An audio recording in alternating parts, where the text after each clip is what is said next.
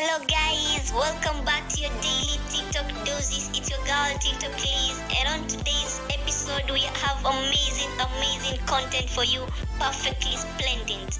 Am I wrong for making all the women in my family leave my wedding after they showed up wearing white? I, 33 male, have a large family, mostly aunts and female cousins aside from the mom, stepmom, stepsister, and grandmother. I don't know how to say this, but all those women I mentioned above are into teasing and joking. They formed a unit which I admit is kind of toxic, and they tease and roast every new woman that enters the family by marriage by setting up tests to see if they deserve to be part of the family, or roast their looks and styles to the point of breaking confidence and self-esteem down. Then, after a few months of teasing, they announced that they finally welcomed them into the family. The newest member would join in on the teasing too. When I first introduced my then girlfriend, now wife, I made it clear that I didn't want any of the women in the unit to come at her or harass her, not even with a single word. They went behind my back and roasted her looks and job, and I discovered they've been doing it on Facebook. I made them apologize one by one after they gave the "we're just testing the water to see if she's capable to be part of the family" excuse. They didn't want to apologize, but once I said I wouldn't invite any of the unit unless they apologized, including my mom, everyone immediately apologized and brought. So when I was a sophomore in high school, I had this teacher who would only let the students in her class use the restroom one time per semester. Well, one day I raised my hand and I was like, "Excuse me," I don't remember her name, "can I please use the restroom?" And she was like, "No, you can't, because you've already used the restroom in my class this semester." Well, excuse me, you can't dictate my bladder. So I'm like all frustrated, and I started secretly texting my mom because I wasn't allowed to use my phone in class. And I was like, "Mom, I'm sitting in class right now. My teacher won't let me use the restroom." And she was like, "I'll take care of it for you." And I was like, "Okay." So like 5 minutes goes by, and all of a sudden my teacher's phone starts ringing. And she walks up to it and answers it, and she's like, "Hello?" "Yeah. Okay, thank you." And then she walks up to me like so angry, and she like slams the pass on my desk, and she was like, "Since you have to go that bad." And I was like, "Yeah, I really do, thanks." And I got up and left. I didn't even have to go to the bathroom. It was just the principle of it. I just roamed the halls. November last year, I gave birth to our first baby. It's the first in my family and the sixth in my husband's family. It's important to say that all 6 kids are boys, and my mother-in-law is in some sick, crazy girl phase. Ever since we made the announcement, my mother-in-law convinced herself that I was pregnant with a girl. I told her that once we knew the gender, she'd be the first person to know. Lo and behold, it was a boy. We told my mother-in-law we were having a boy, but she was still convinced it was a girl. She told the whole side of the family that it was a girl, and I corrected her, but she told them I was just annoyed because I wanted a boy first. I wanted a healthy baby. I didn't give a damn about the sex. She told them that we were naming the girl after her mom, which we will never do because my hubby hates his grandma. When the baby shower gift started to come, I noticed a lot of things that wasn't in the register, like embroidered things with the grandma's name on it. Well, the baby was born, and imagine the surprise, it was a boy, just like we have been telling everyone.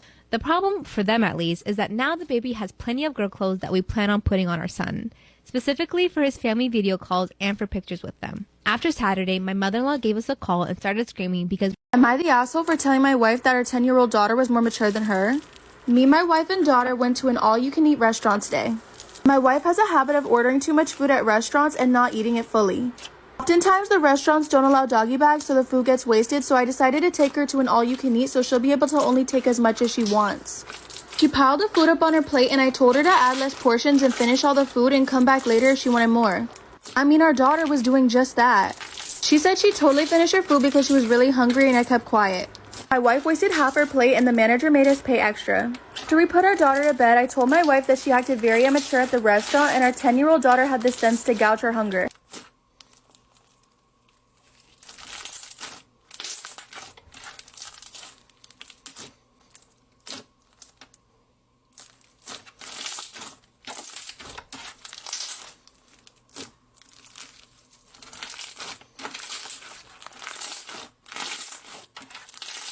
am I wrong for admitting I got married for money and ruining my cousin's idea of love? When I was in my second year of university, I found out I was pregnant with my current husband's baby. We weren't officially dating at the time because my husband was a pretty arrogant playboy back then who only did casual. After the initial shock and discussions on if I would keep the baby, my husband and his family were very insistent we got married since they're strong believers in a 2-parent household, and also because my father-in-law is a semi-public businessman and he thought this would reflect badly on him. I said no initially for obvious reasons, but I eventually agreed to it when my father-in-law offered to pay off all my student debt and make sure I could finish my degree after I had the baby. He offered me a lot of other financial incentives, and we have a prenup which will make sure I'll be okay if our marriage doesn't work out. Honestly, I had little hope. My husband actually changed a lot after we got married and after our daughter was born, so we've been very happily married ever since. Not many people know the real reason I got married so quickly in my family. Everyone thinks we were just really loved up and moved fast. My younger cousin is 18 and she wants to drop out of university to marry her boyfriend of 2 years. Her parents are against this, but she keeps using me as So I used to know this girl who would constantly say things like, "Guys, sorry, I'm so ugly. I just ruined the whole group photo, I'm sorry." And then everyone would automatically comfort her and be like, "No, you're beautiful. You shine." And then she would be like, "No, but thank you." And she would do the same thing over and over again, trying to get everyone's attention. So eventually I got tired. So the next time she came to me saying, "I'm so ugly," I was like, "You know what? You are." She was like, "What'd you say?" And I was like, "Bitch, if you think you're ugly, I can crop you out of the photo. The fuck do you want me to tell you? I'm not the one who made you look like a woolly mammoth."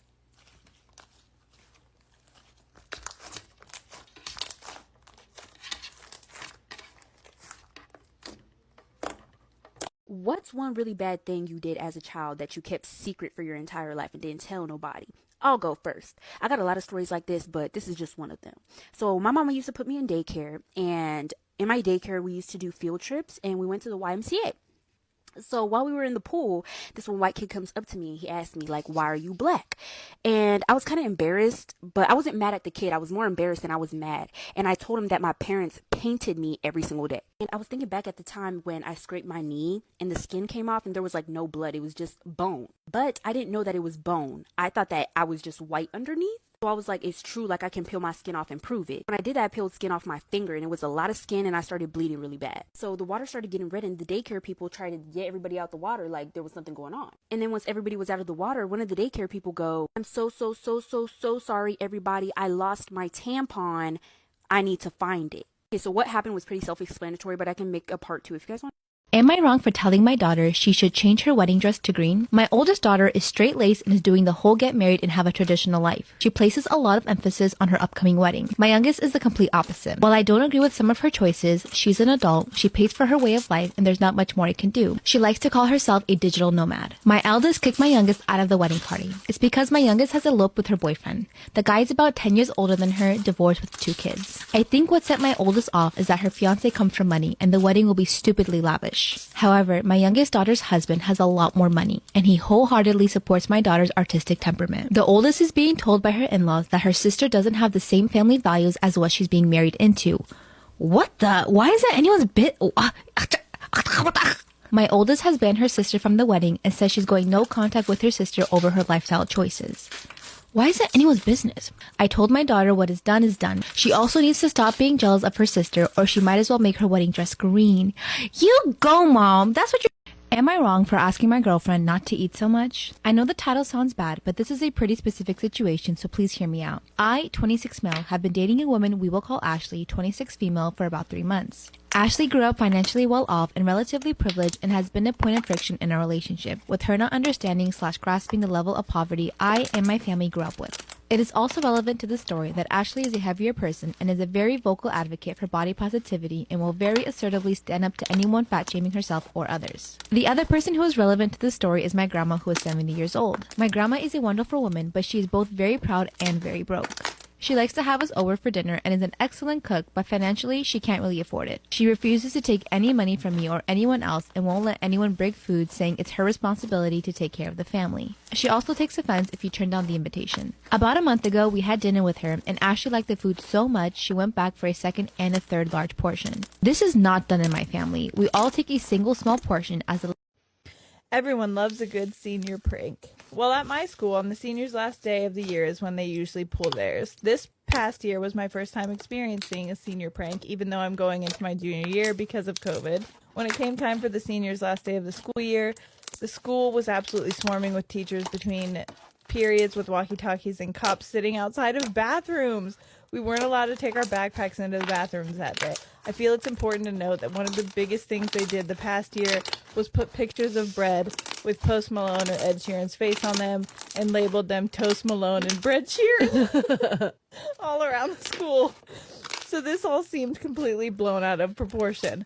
However, after talking to a teacher, I can kind of understand where the school was coming from. Apparently, in, I believe, 2013, when I would have been in 3rd grade, 2 of the principals at the school were found out to be having an affair. So that school year, when it came time for the senior prank, of course the students used this affair to their advantage. Am I wrong for tipping our waitress $20 despite her poor service because my date was playing a game with her tips? I met a guy on a dating app. We hit it off and we arranged for our first date. Things were going well and we sat down and had started some small chit-chat. Our waitress comes over asking us what we would like to order. I say what I want and gesture to him so he can order. He orders and then pulls what I think is about $15 on the table. This is your tip. Every time you mess up, I take some away.